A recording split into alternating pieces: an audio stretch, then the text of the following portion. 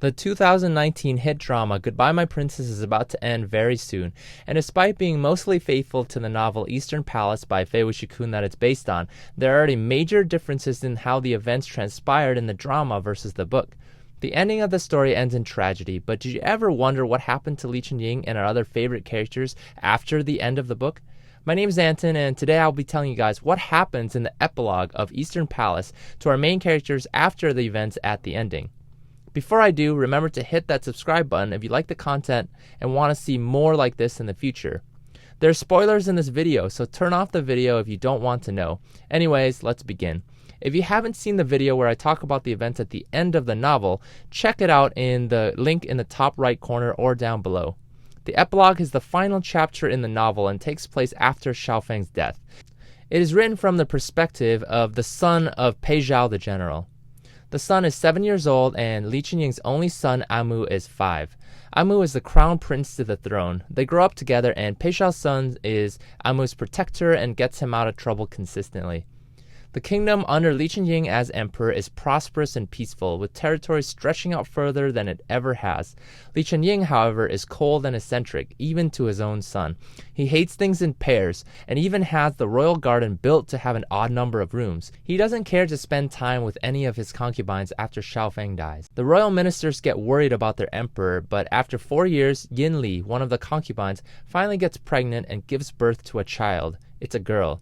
The mother dies shortly after giving birth to her. Li Qinying cares about the new princess quite a lot, naming her Xiaoyang after the palace's greatest main hall. As she grows up, the royal officials know how much she is favored, and even Li Qinying's greatest anger bouts can be alleviated by just simply holding the princess. Xiaoyang was a sickly child who has asthma, so when the royal physicians suggested she should be near misty hot springs, Li Qinying did not hesitate to build an entire palace in the mountains for her. Princess Xiaoyang became everything to Li Qinying, his center of attention and his only source of happiness in life. Even Amu, the crown prince, wondered where he stood with the kind of favoritism that Xiaoyang received, but the princess followed Amu closely since Li Qinying only had 2 children. Amu, Xiaoyang, and Pei Zhao's son would play together every day and became best friends. It was a happy time for everyone, even for Li Qinying, who had been in turmoil since the death of Xiao Feng. Then suddenly, Xiaoyang passes away. It was never explained why she died, but the audience assumes that because she had been sickly since she was born, it was probably a health-related issue. Li Qinying is devastated. His hair turns white overnight, and his health starts to deteriorate rapidly. He stays in the Xiaoyang hall all by himself, neither drinking nor talking to anyone, and his body continues to decline. Since Princess Xiaoyang's death, he seemed tired of politics and government affairs, and tired of life itself. Finally, General Pei Zhao himself comes to visit the emperor. Pei Zhao himself is not well. He's sick and can barely get out of bed because the years of battle has left his body with many internal injuries. In the final scene, Pei Zhao arrives in the main hall where Li Qinying sits on the throne and approaches him. Li Qinying looks old and decrepit. He's a broken, lifeless soul.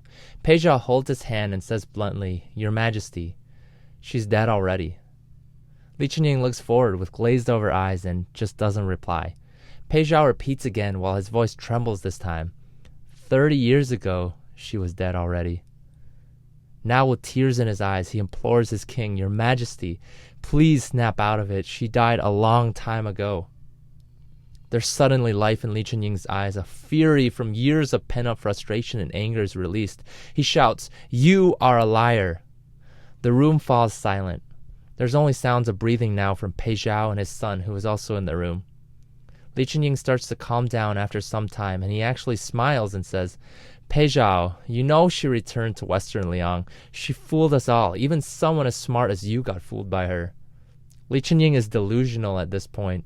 Pei Zhao coughs and breathes laboriously. He's growing weaker as time passes. "Your Majesty," he whispers with solemn eyes, "Princess Xiaoyang is not her daughter. Crown Princess Xiao Feng died 30 years ago. I visited her grave myself over 10 years ago, and the grass had already covered the tombstone." Remember that Pei Zhao was actually nice to Xiao Feng when she was alive and always took care of her. He was also sad about her death. At this time, Li Qinying finally starts to tear up. For the first time in a long time, he cried. Tears are dripping down all over his royal garb now. Pei Zhao comes over and hugs him, as if to empathize that he understands the emperor's misery. No more words are said in the novel as Li Qinying breaks down in tears. The sounds of his cries echo in the main hallway like a small child's. The story is over. As you guys can see, even in the epilogue, there's sorrow and loss. Li Chunying never fully forgets about Xiao Feng, and you have to wonder if he regrets all the things that he's done to her. Even when he finds a little bit of solace in his daughter Chao Yang, it gets taken away from him. I'd say that he probably doesn't deserve happiness. He becomes a successful emperor but continues to live in misery and regret due to his actions.